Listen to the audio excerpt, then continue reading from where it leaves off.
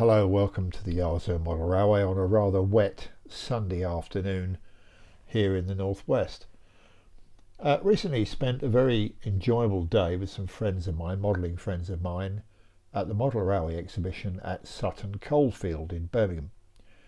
And whilst I was there leaning on the barrier looking at a very nice 7mm layout, a chap standing next to me said to his mate, "I do like the way they've put the junk and stuff around the layout on the platforms and all to make it look realistic."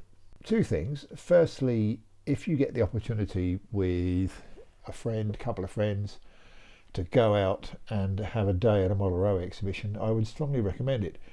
Even if you're looking at something which doesn't cover your era or your area, there's still much to learn. I mean, this was the Diesel and Electric Modelers United show that we went to in Sutton Coldfield.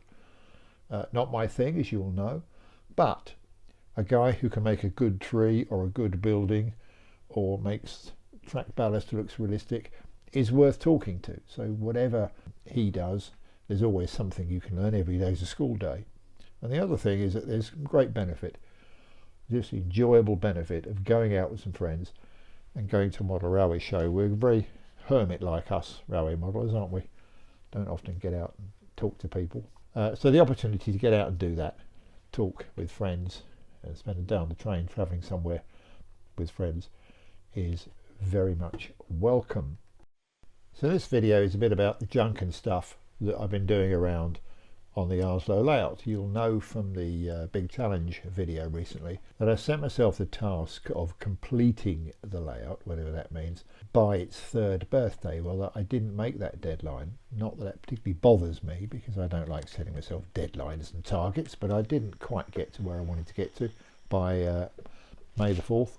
But I did end up recently having a week away, and during that week away coming up with 10 jobs that I really wanted to do that for me would consider getting the layout to a finished state other than all the detailing. I think that's two separate things. So there was a line that I kind of drew, and I thought, well, if I can get to that point, then the layout is, to all intents and purposes, built, and all I've got to do is add all the junk and the stuff.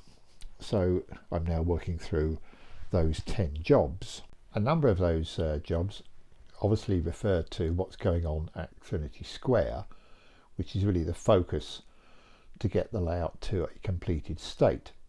And there are a number of structures here that needed to be done, including the canopy over the concourse, the main canopies themselves, the office building at the back, the gate line and the newsagents across the base of the concourse here, the main station building itself, and the goods shed.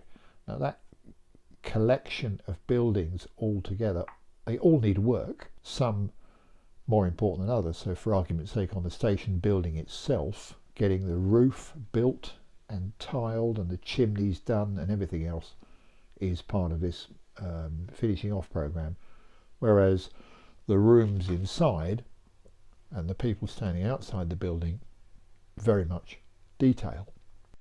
Now one of the jobs is to put in a couple of new double ground signals, one for the crossover here on the exit to Trinity Square, just controlling either the run through or the diversion for light engines, and a second one coming the other way for light engines either going back towards the station or into the loco yard.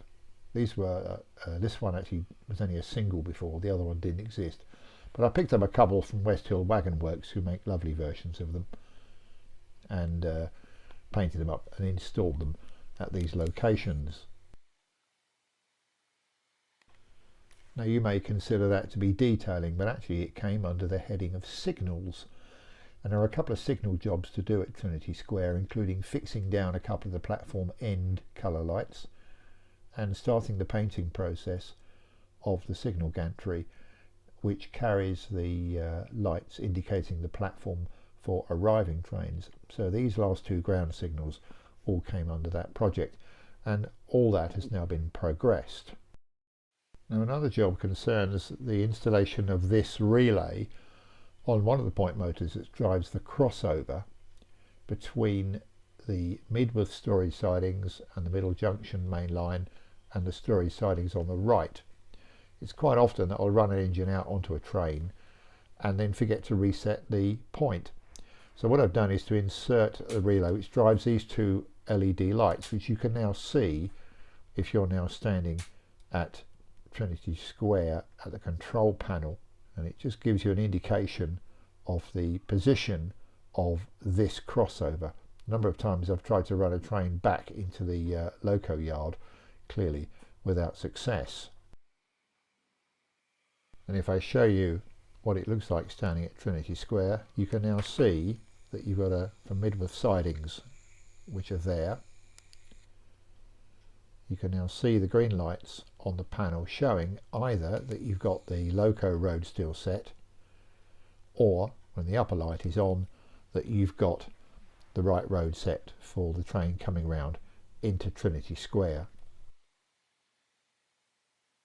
Now this is something which in cruel close-up is perhaps not as pretty as it looks from 3 or 4 feet away. This is the platform waiting shelter at Yarslow down platform, fully painted, got the posters up, got a couple of passengers just to stick in there, but I'm really pleased with that.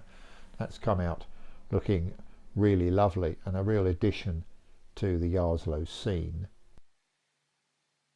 But most of the work has been going on at Trinity Square, and I've now put in this scale model scenery laser cut MDF gate line. It's been painted and weathered. I've added a timetable board, as you can see, and platform numbers over the top, and I think that's a really nice addition. The little ticket kiosks, incidentally, are HO scale telephone booths from the continent, which I found yonks ago, and I thought they'd just make a perfect little booth there. So I've got little Johnny watching the train with his mum. There's a gap there which I'll come back to in a moment, and you can see the member of staff which needs a new base. Legs on the canopy still need to be sorted out, but that actually looks okay. Really pleased with that. And although the legs are rather temporary here, as is the gate blue tacked down, this is the impression that we're now getting as we come into the concourse at Trinity Square. Subsequent to this picture, I have painted the concourse base, incidentally, and I've done a grey with some of the flagstones slightly different colours, giving it an overall light dusting with weathering powders. And I've now got on order from York Modelling the LNER resin columns that are going to support the overall roof.